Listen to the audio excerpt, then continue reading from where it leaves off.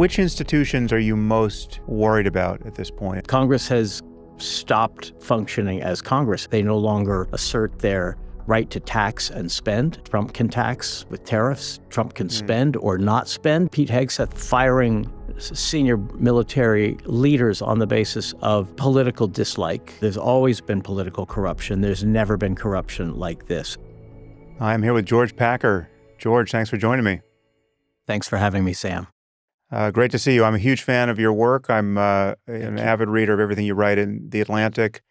I'm also now a reader of your latest novel, which is titled The Emergency, which I haven't yet finished. I actually wasn't planning to talk about it, but I can just say that it's extraordinarily good and alarming. You've done something very Orwellian, and it's just a very unnerving fable you have written here that I'm deep into, and it really grabbed me from the first page. So I encourage people to read it, whether we talk about it or not. You're a very talented writer, both in fiction and nonfiction. So congratulations. Thank you, Sam. This is what it looks like for those who are interested in it. Yeah. It's actually beautifully published. FSG still produces a nice book. I love the cover.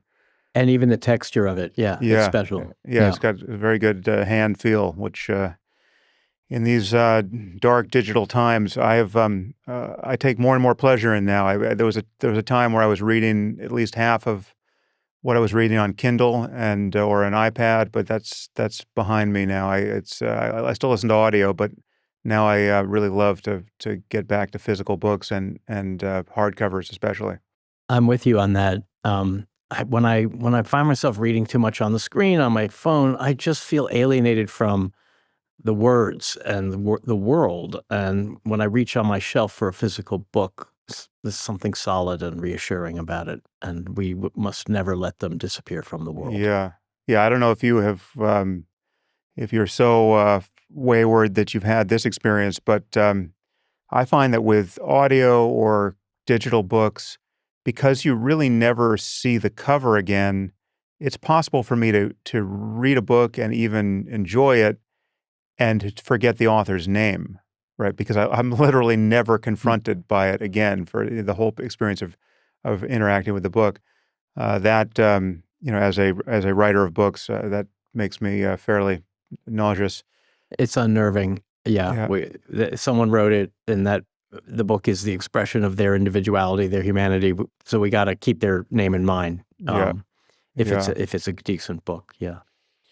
Okay. Well, so I mostly want to focus on the article you wrote that was titled "America's Zombie Democracy," which came out at I guess it's the end of September, wherein you really just come right out and say that you think we're living in an authoritarian state. And you argue that our expectations about what it would mean to slide into authoritarianism are kind of faulty based on some 20th century examples, and that in the 21st century, the erosion of democratic norms has a different character than goose-stepping troops in the streets or people getting put up against a wall and shot, et cetera. So I guess to start, what, in your view, are the clearest indicators that we have slid into something like authoritarianism in the U.S. at this point? Well, one of them came the day the piece was published or the day after, which was the Justice Department filing charges against James Comey and filing them in the most nakedly political way possible after a series of prosecutors had refused. And a grand jury had originally refused to as well. And finally, President Trump found the prosecutor who would do his bidding. And she, in a kind of shambolic way, assembled a case very quickly and got a grand jury to go along with it. And since then, other enemies of the president, political enemies, have also been indicted. And that the rule of law is such a powerful tool, and the pressure of the state weighing down on an individual is so crushing that it almost doesn't matter. Of course, it matters, but they will suffer irrevocably whether or not they're convicted because of the amount of time and money and energy and just sheer anxiety and stress that is involved in having the federal government coming after you. So if the president can do that, can use the Justice Department as his personal police force, prosecution force to go after people he regards as his political enemies. That's a huge check against unaccountable power that's been taken down. And there are a whole bunch of others, but that one was so glaring that when it happened right away after the article came out, it was as if the White House was saying, we don't care. Yeah, this is what we're doing. Make us stop. Now, of course, the MAGA retort to that would be no figure has been more victimized by purely political prosecution than President Trump himself. And that happened under Joe Biden's watch. So by the same measure, they would say, okay, well, then authoritarianism arrived during the Biden administration. Right. And that would make a little bit of sense when it came to the one conviction that for 34 felonies that befell Trump under the Manhattan DA. That was the weakest case against him, and it was the only one that was successful. The others never happened.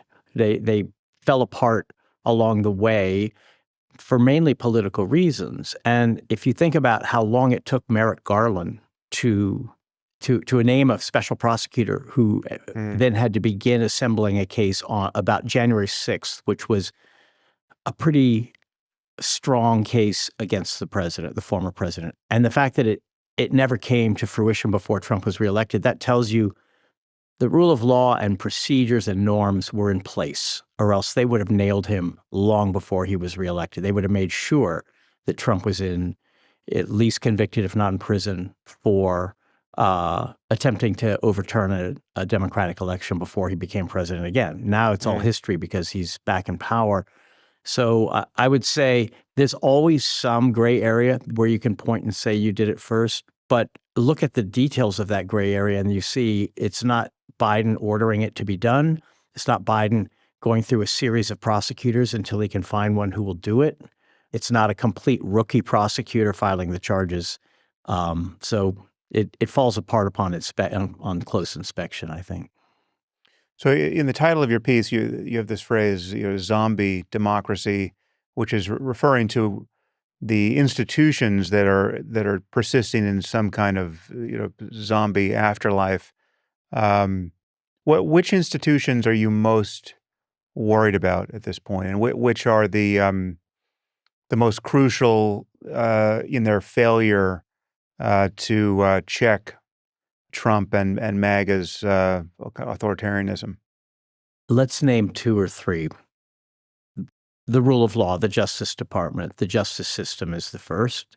After Watergate, presidents, without having it written down as a law, respected, at least to varying degrees, the independence of the Justice Department, the need to insulate the incredible power of prosecution from the White House, from politics.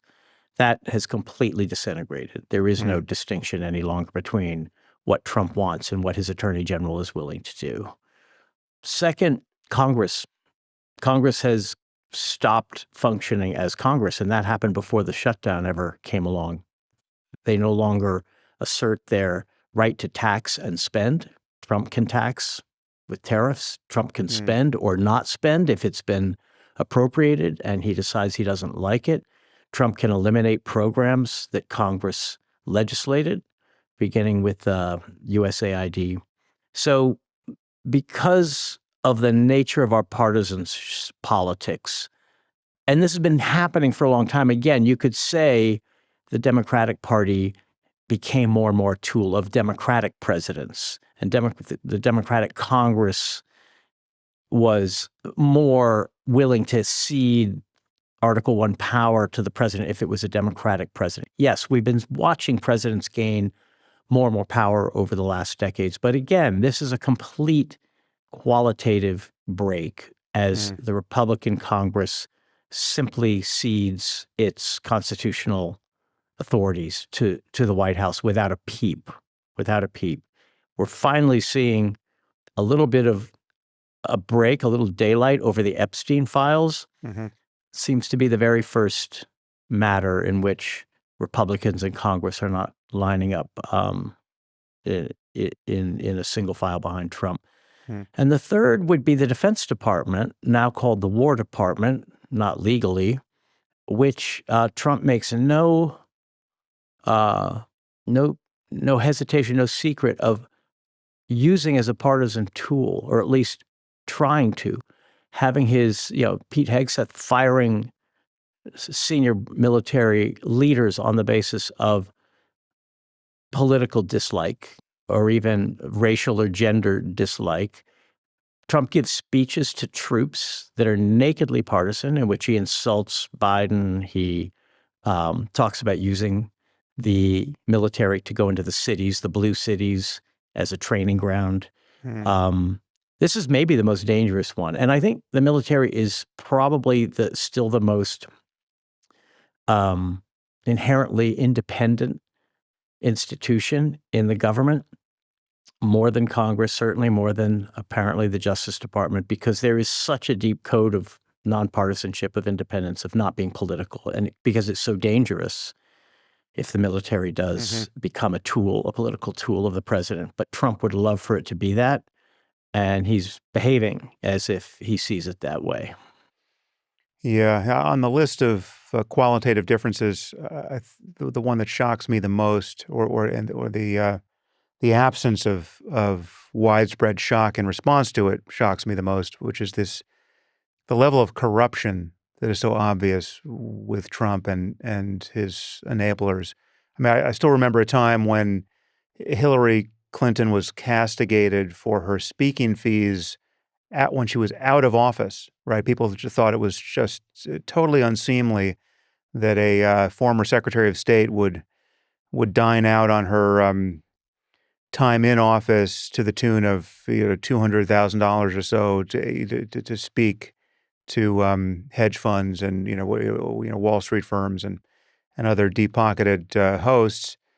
And yet now we have Trump and his family literally raking in billions of dollars and creating mechanisms by which foreign agents and criminals can pay them directly, in a meme coin, and even holding dinner for the people who have done that most lavishly to reward them with attention, and even using U.S. trade policy and even foreign policy to extort tribute from other countries. And yet somehow this isn't perceived to be the five-alarm fire that it is. Somebody's worried about it. I'm worried about it. I know you're worried about it, but I think it's doing obvious damage to our reputation as a country. But just stepping back from the autopsy we've begun to perform here, I mean, how do you account for the fact that at least half of American society doesn't think that anything truly out of the ordinary is happening? How does that what is that? How do you account for that perception? And leaving aside the people who simply don't follow the news or don't follow politics at all, or people who are so red-pilled or so deep in the MAGA cult that they just, that up is down and down is up, and they simply don't care about the kinds of things we would list here as being crucial to the survival of our democracy. But I know ordinary people who read the Wall Street Journal and who are not MAGA, who don't share our concern about the fate of American democracy. Yeah. I would imagine you know a few of those people yourself too. How do you explain that state of mind? That's a profound question that I've been asking myself all year and sort of waiting for the worm to turn and for suddenly there to be a kind of collective shock and awakening, and it doesn't happen. Perhaps it's because they wake up in the morning, the Wall Street Journal is still there. It's Mm. not been censored by the government. No one is knocking down their door in order to bring them in and question them about their political loyalties. They can take the commuter train or drive to work and listen to whatever they want, hundreds and hundreds of radio stations, podcasts, books, and then they get to work and people are doing the same thing they've always done. There's this sort of eerie normality to life. which I wrote about a bit in that piece. My life is also, even though I'm Right. a journalist and this is what consumes me, when I look at the world around me, I just see the same world. You have to leap a bit into your imagination or into uh, your ability to understand what's happening, maybe more abstractly. The Qatari jet made it very concrete, but meme coins and deals with UAE over AI Hmm. chips that lead to all kinds of money flowing into the Trump family bank. These are pretty large, abstract scandals. There is no, And there's yet, no some of these same Monica. people Yeah, would have reacted to, the Hillary Clinton speaking fees or the Obamas getting a very rich Netflix deal, or I mean, their sense of indiscretion was finely calibrated enough to react to those sorts of venial sins. yeah, And yet, when you have this black hole of corruption appear in the middle of our politics, sucking everything into it, they seem either not to care, or they just think that basically everything is on par with everything else, right? So there's no sense of magnitude. There's no scale that they're holding up to judge the how colossal these changes are. It's analogous to saying, well, I mean, if you refer to Trump's 30,000 and counting documented lies, the response is, well, all politicians lie, right? yeah, As though Trump were not lying on a scale we have never seen before. right.